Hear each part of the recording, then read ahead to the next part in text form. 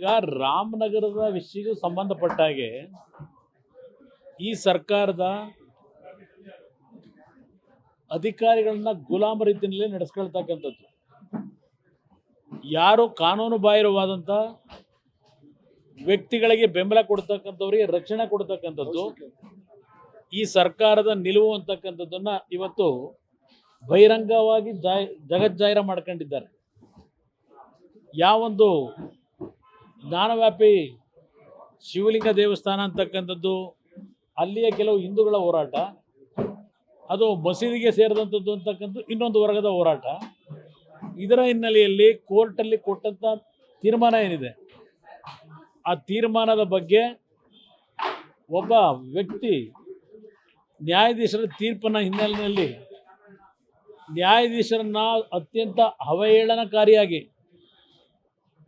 ಯಾವೊಂದು contempt of court ಅದರಲ್ಲಿ ಅವ್ರ ಪದಬಳಕೆನಲ್ಲಾಗಿದೆ ಅಂಥ ಒಂದು ಹೇಳಿಕೆಯ ಬಗ್ಗೆ ಏನು ಸೋಷಿಯಲ್ ಮೀಡಿಯಾದಲ್ಲಿ ಪೋಸ್ಟ್ ಮಾಡಿದ್ರು, ಆ ಒಂದು ವಿಷಯಕ್ಕೆ ಸಂಬಂಧಪಟ್ಟಾಗೆ ಪೊಲೀಸ್ ಸ್ಟೇಷನ್ನಲ್ಲಿ ರಾಮನಗರದ ಒಬ್ಬರು ನಾಗರಿಕರು ಕಂಪ್ಲೇಂಟ್ ಕೊಡ್ತಾರೆ.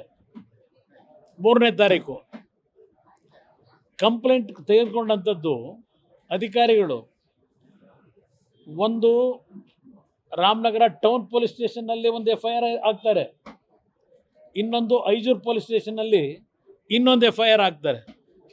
ಒಂದು FIRನಲ್ಲಿ ಯಾವುದೇ ರೀತಿಯ ಯಾವೊಂದು ಸೆಕ್ಷನ್ಗಳಲ್ಲಿ ರಿಜಿಸ್ಟರ್ ಮಾಡಬೇಕಾಗಿತ್ತು FIRನ್ನು, ಎಲ್ಲ ರೀತಿಯ ಸೆಕ್ಷನ್ಗಳನ್ನು ಕೈಬಿಟ್ಟು ಅವನಿಗೆ ಸ್ಟೇಷನ್ ಬೇಲಲ್ಲೇ ಬಿಡ್ತಕ್ಕಂಥ ಒಂದು ಹುನ್ನಾರನೂ ನಡೀತದೆ.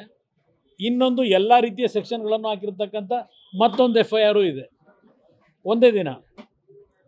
ಅದಾದ ನಂತರ ಕೆಲವು ವಕೀಲರುಗಳ ಸಂಘಕ್ಕೆ ಹೋಗಿ ಆ ವ್ಯಕ್ತಿ ಏನಿದ್ದಾರೆ ಆ ವ್ಯಕ್ತಿಯ ಒಂದು ಹೇಳಿಕೆಗಳನ್ನು ಅಸೋಸಿಯೇಷನ್ಗೂ ನಾಗರಿಕರು ಕೊಟ್ಟಿದ್ದಾರೆ. ಅದಾದ ನಂತರ ರಾಜಕಾರಣ ಪ್ರಾರಂಭ ಆಯಿತು.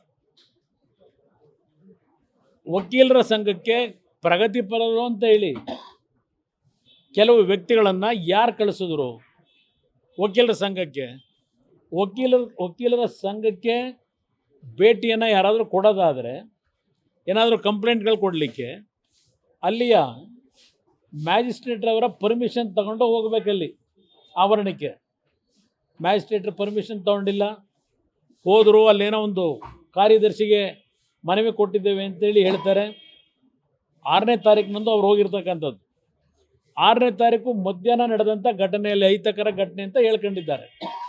ಹೋದಂಥ ಪ್ರಗತಿಪರರ ಮೇಲೆ ಕೈ ಮಾಡಿದ್ದಾರೆ, ದೌರ್ಜನ್ಯ ಮಾಡಿದ್ದಾರೆ ಲಾಯರ್ಗಳು, ಹಲವಾರಿಗೆ ಮಂಡಿ ಮುರಿದಾಕಿದ್ದಾರೆ, ತಲೆ ಹೊಡೆದಿದ್ದಾರೆ.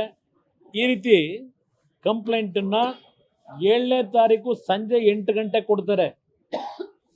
ಘಟನೆ ಆಗಿರೋದು, ತಲೆ ಹೊಡೆದಿರೋದು, ಬುರುಡೆ ಹೊಡೆದಿರೋದು 6ನೇ ತಾರೀಕು ಮಧ್ಯಾಹ್ನ. 7ನೇ ತಾರೀಕು ಹೋಗಿ ಒಂದು FIR ಕೊಡ್ತಾರೆ. ಯಾರೋ ರಫೀಕ್ ಅಂತಕ್ಕಂಥವ್ನು, ಅವ್ರ ಬ್ಯಾಕ್ಗ್ರೌಂಡ್ಗಳೇನು, ಇದೆಲ್ಲ ಏನಾದ್ರೂ ಮಾಹಿತಿಗಳು ಇರಲಿಲ್ವಾ ಸರ್ಕಾರಕ್ಕೆ? ಪ್ರಗತಿಪರರು ಅಂತಕ್ಕಂಥ ಹೆಸರಿನಲ್ಲಿ ಈಗ ನಮ್ಮ ಇಲ್ಲೇರೋ ಪಾಪ ನಮ್ಮ ಸ್ನೇಹಿತ ಸಂತೋಷ್ ಲಾಡು 70% ಬೋಗಸ್ಸು ಕಾರ್ಮಿಕರ ಕಾರ್ಡ್ ತಗೊಂಡಿದ್ದಾರೆ ಅಂತೇಳಿ ಪ್ರತಿನಿತ್ಯ ಹೇಳಿಕೆ ಕೊಡೋದು ನೀವೆಲ್ಲ ತೋರಿಸಿದ್ದೀರಿ. ಅಲ್ಲಿ ಬೋಗಸ್ ಕಾರ್ಡ್ಗಳನ್ನು ಕಾರ್ಮಿಕ ಇಲಾಖೆಯಿಂದ ಪಡೆದು ಹಲವಾರು ರೀತಿಯ ಗೂಂಡಾಗಿರಿ ಮಾಡ್ತಕ್ಕಂಥವರು ಪ್ರಗತಿಪರರ ಹೆಸರಿನಲ್ಲಿ ಹೋಗಿದ್ದಾರೆ. ಅಲ್ಲಿ ಯಾವ ಒಂದು ವಕೀಲರ ಸಂಘಕ್ಕೆ ಅಲ್ಲಿ ಘರ್ಷಣೆ ಆಗಿರ್ತಕ್ಕಂಥ ಕಾರಣಗಳೇನು? ಇಲ್ಲಿ ಕಂಪ್ಲೇಂಟ್ ಕೊಟ್ಟಿರ್ತಕ್ಕಂಥದ್ದೇನು? ಸರ್ಕಾರ ಏನು ಮಾಡ್ತಾ ಇದೆ? ಮಂತ್ರಿಗಳು, ಆ ಅಧಿಕಾರಿಗಳು ಯಾವ ಡೈರೆಕ್ಷನ್ ಮೇಲೆ ಕೆಲಸ ಮಾಡಿದ್ದಾರೆ? ಇದು ಇಲ್ಲಿರ್ತಕ್ಕಂಥ ಪ್ರಶ್ನೆ.